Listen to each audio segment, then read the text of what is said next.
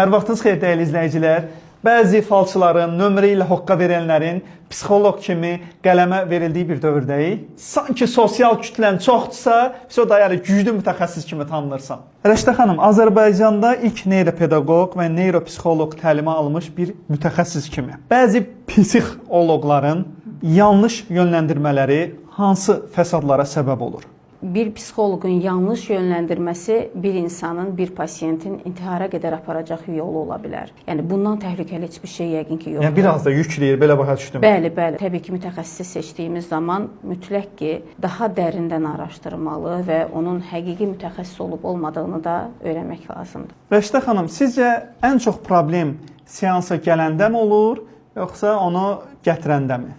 Bir uşaqdan əgər danışırıqsa, bir yeniyetmədən danışırıqsa, onu formalaşdıran, onun birinci tanıdığı, yəni ailə tərkibidir. Ana və atadan qaynaqlanan bir uşaq ortaya çıxıb. Təbii ki, yəni çox təəssüflər olsun ki, bunu deyək, amma müəyyən məsələlərdə bəli, yəni seansa gətirəndə də səbəblər çox olur. Yəni ailə cütlər gəldikdə bəzən bir qadın kişini məcburən gətirir psixoloji seansa və yaxud da kişilər bunun problemi var, aparın psixoloq yanına deyərəkdən gətirirlər və nəticə olaraq baxırsan ki, əslində bir-birlərinə anlaşılmamazlıqları, bir-birlərini nəticə olaraq başa düşməməkləri və daxili münasibətlərini düzgün tuta bilməmələrinin sonudur, nəticəsi budur. Rəşdə xanım, artıq bir neçə ildir öz övladımı sizə oxu tədris mərkəzinə etibar etmişəm və bir valideyn kimi bilmək istəyirəm ki, daha çox mənim kimi, yəni öz övladlarımı sizə etibar edənlər çoxdur, yoxsa yetişkinlər də müraciət edir? Daha çox müraciətlər uşaqlar və yeniyetmələr üzərindədir. Məsələn, məktəb yoldaşları ilə arasında bullying məruz qalan uşaqlarımız çoxdur. Daha sonra intihar təhlükəsi ilə üzləşən yeniyetmələrimiz var hal-hazırda. Özgüvənsizlik problemləri, həyəcan və təşviş problemləri, diqqət əksikliyi, hiperaktiv pozuntu üzərindən işləyəndə artıq bizim neyropedaqoji təlimimiz olan ontogenez təlimlə bərabər çalışır. Ontogenez nədir? Ontogenez sadəcə oyun kimi görünər, amma əslində sırf beynin yatmış hissəciklərinin oyanışı və onların yenidən bərpa olunması. Ontogenez sanki bir ana bətnində olacaq bir uşağın hansı ki zədə almış və yaxud da pasiv olacaq neyronlarını daha da aktivləşdirmək üçün xüsusi təlim metodudur. Hansı ki onda tətbiq eləməklə bir çox uşaqlarda, məsələn diqqət əksikliyi olan uşaqlarda, eyni zamanda xüsusi qayğıya ehtiyacı olacaq, məsələn autizm spektr pozuntusu olan uşaqlarımıza çox ciddi təsir göstərir. Diqqət əksikliyi, hiperaktiv pozuntu olan uşaqlara, həyəcan təşviş problemi, eyni zamanda nevroz problemi olan uşaqlarımızda, hansı ki tıklar dəhşətli dərəcədə çoxdur.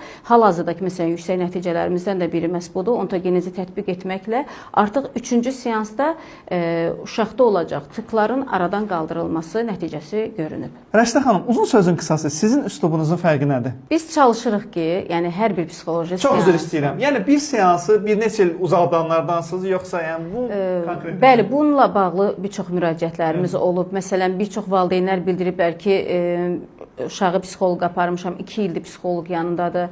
Amma nəticə olaraq sual veririk ki, yəni nəyin üzərində çalışır psixoloq? Yəni bunun haqqda valideynin heç bir məlumatı olmur. Yəni yalnız otağa girir və otaqdan çıxır uşaq. Yəni uşaq olsun, yeniyetmə olsun fərqi yoxdur da. Yəni daha çox valideynin öhdəliyində olanlardan söhbət gedir. O yüzden də yəni bizdəki özəlliklərdən də biri hər bir seans haqqında mütləq valideyn məlumatlı olmalıdır. Çünki orada gedən proseslər, orada baş verən hallar, uşağın məsələn hansı travmasının üzərində işlədik və yaxud da özgüvənini formalaşdıra bilirikmi və yaxud da sosiallığını aradan qaldıra bilirikmi? Bəzən ev tapşırıqları verilir. Eyni zamanda nəinki valideyn, həm də onun sosial mühiti ilə də əlaqə saxlayırıq. Məsələn, məktəb müəllimləri ilə əlaqə saxlayırıq ki, uşağın bullyingə məruz qalmalı halları varmı sinifdə?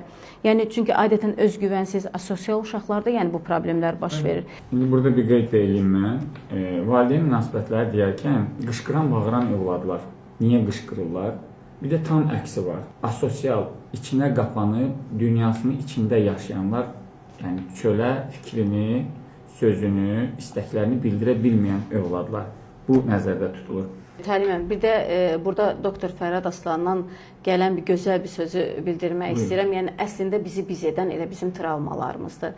O yüzden də bəzən travmanı oyatmaqdansa səni formalaşdıran həmin o keçmişinə bir təşəkkür etməyin gərəklidir. Şəkillərdən və rəsmlərdən gördüyünüz kimi biz çox-çox mütəxəssislərlə Yəni qlobalda olan mütəxəssislərlə, Google-un ikinci, üçüncü CEO-ları ilə çalışmış mütəxəssislərlə dərs almışıq, ailəvi dostlarımızdır.